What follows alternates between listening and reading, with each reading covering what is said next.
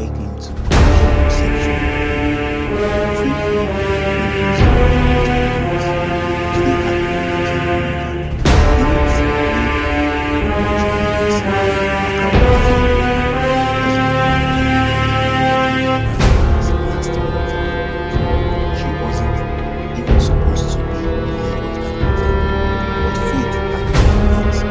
They bumped into each other literally near the perfect year. Sorry, I never said, reaching to steady her. No, it's fine, she replied, flustered but smiling. Something clicked. One glance, one smile, one shared joke, and suddenly, when they didn't plan to attend their first chapter, chapter 2 continued until sunrise. After that first outing, everyone was waiting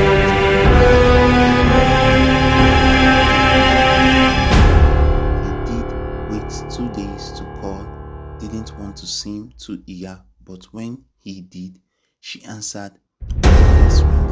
Hi, he said, trying to sound calm. I was wondering when you did call, she replied, laughing softly. That night, they talked for hours about nothing and everything, about their childhood, life, Sylvia, dreams of the future. She told him about this mountain life he told her about going to university, then leaving to Lagos after university. We must have eaten the same puff puff or joked, she giggled. Maybe we were best friends, he nodded. They didn't know it yet, those long conversations were planting something deeper than just infatuation. It was the connection that felt familiar, like something that had always existed and was just waiting to be rediscovered. We knew neither wanted neither wanted to let go, neither whispered anything that might kill us. It was quiet, lighting the light as we pray the wedding bells that echoed lies. The sun rose gently on their wedding day. Friends and family from both states came rejoiced, echoing on the hillside, across river in the lights. Everyone was smiling, dancing, laughing. Even the old women who never danced packed their feet to the music. Sugar still in its green color pattern. Heart pounding, unable to stop smiling. And I walked down a lace gown with leaves glimmering in her hair. Her steps graceful and steady. When their eyes met, everything else disappeared. But in the back room, an elderly man shook her uncle, squinted at the bride. She looks familiar, he whispered to his wife. You too, she replied. He found something about her face. The couple said their vows. The pastor declared them husband and wife. Everyone came to rejoice. One just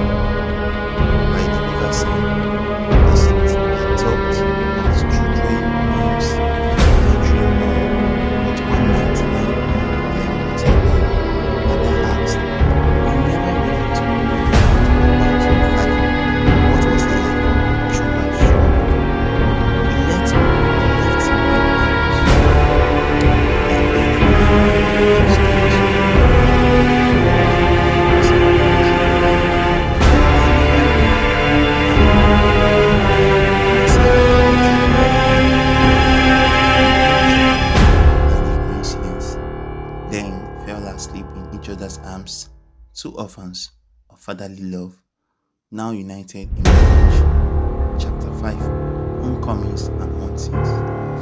After the honeymoon, they returned to Lagos.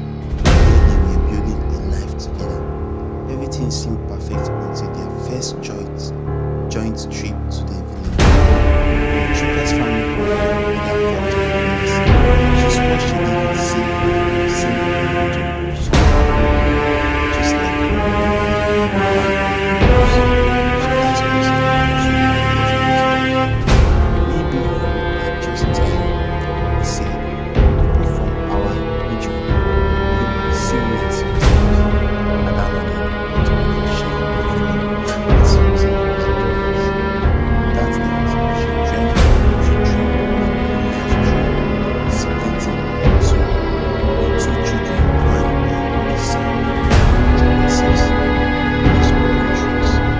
Weeks passed. The couples continued their blissful routine indoors. But Ada started crying. She called her mother and begged, Mama, why did you feel like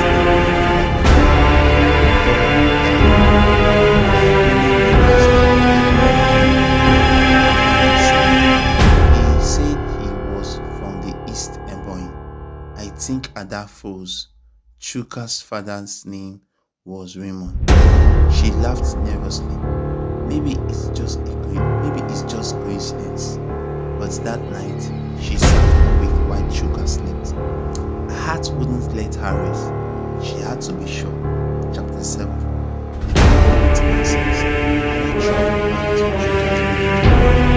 Pretending it was a work trip. She visited Chuka's uncle, the one who sister Ada had seen. Surprised to see her. All is well, she smiled nervously. Uncle, I want to ask about Chuka's father. Right. The man's face tightened. What about him? Did he ever live in Ghana? Silence. Then the uncle looked up. He was a trader, used to travel a lot. There was a time he spent many months there. That was before he returned and left again for ever. Ada felt her legs weaken. Her voice trembled. Do you like the watcher? The uncle invited her next to himself.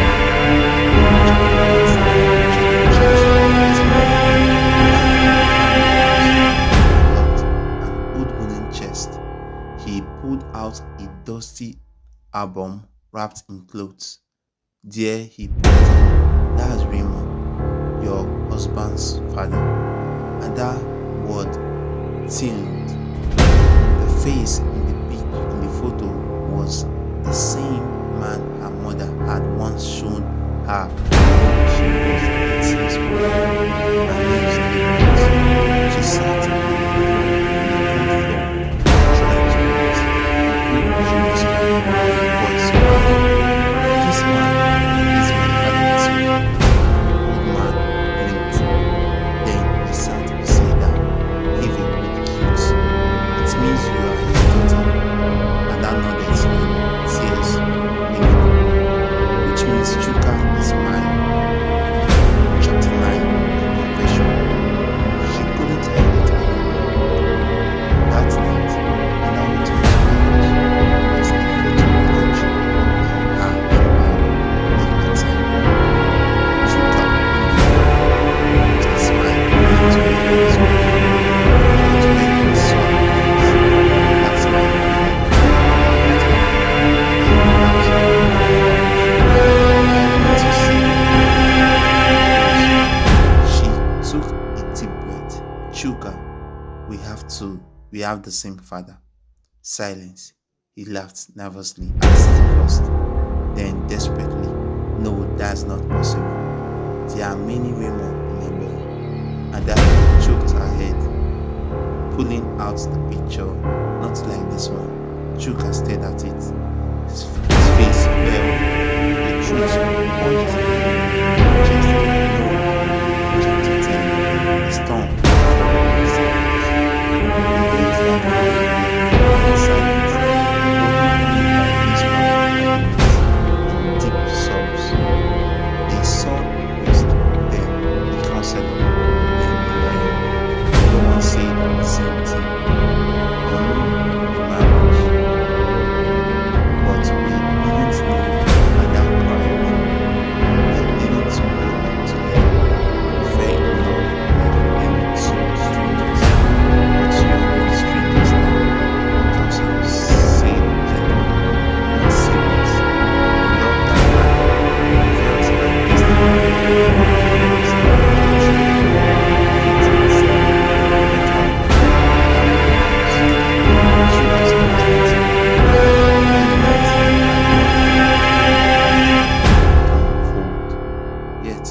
distance, a new kind of truth was waiting. Amaka's mother, Mama Ngozi, sat quietly in her bedroom, staring at an old iron-bound trunk at the foot of her bed. She hadn't opened it in over 20 years. It held memories and secrets she wished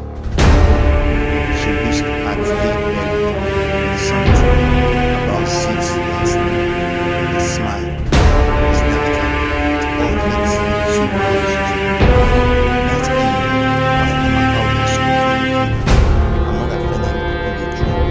Inside were an old photo album, Betty the Gate and unfolded letter that nearly slipped between the pages.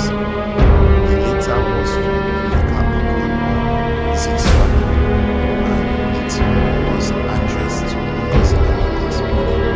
Chapter 12. The letter changed everything. Man was opened the letter with shaking hands. It was dated 1997.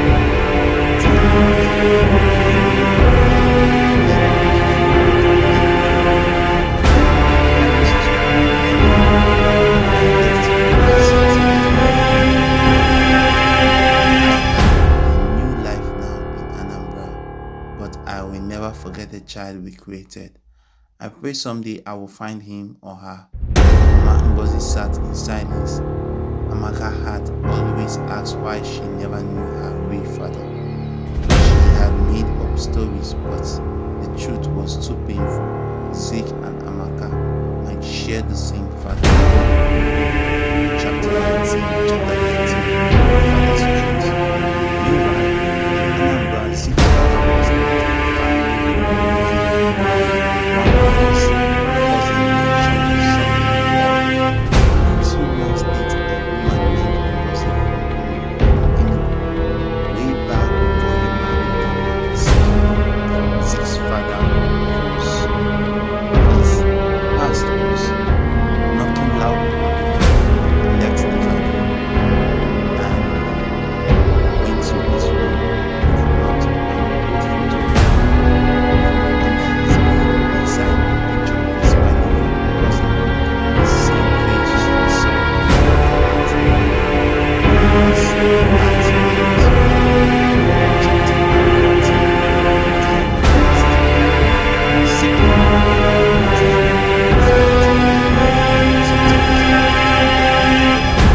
Mama, what is going on? Why do you always look nervous around Zeke now? Her mother, in tears, finally confessed everything. Zeke, furious and confused, called his own father and demanded answers. His father admitted to once having a relationship with a woman named Ngozi before he married Zeke's mother.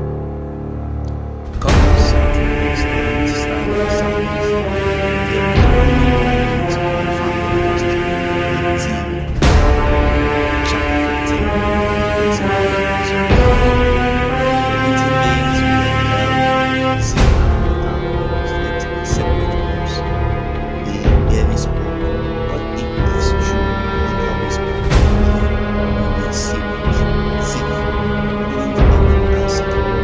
He had loved her, he still did, but this was something no one could ever. The result arrived on a Thursday. We stared at the sealed envelope for hours. Chapter 16. The result. Zeke opened the envelope with the first name Amaka.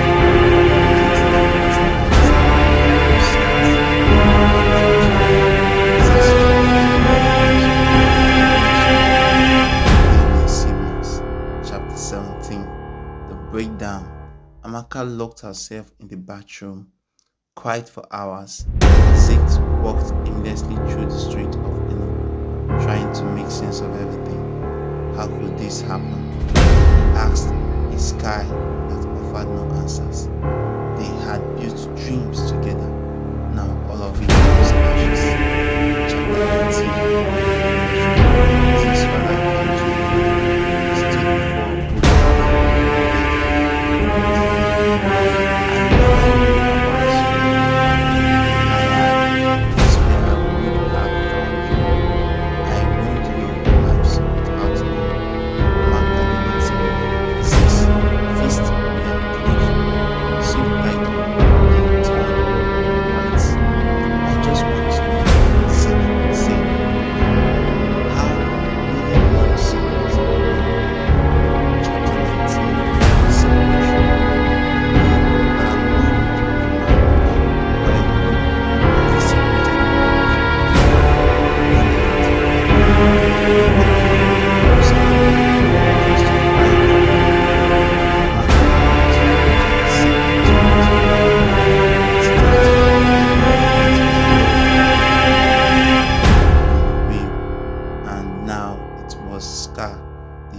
carry forever. Chapter 20, Healing and Moving Forward. 2 years later, Amaka ran a non-profit for children from broken homes, 6-star therapy group for young men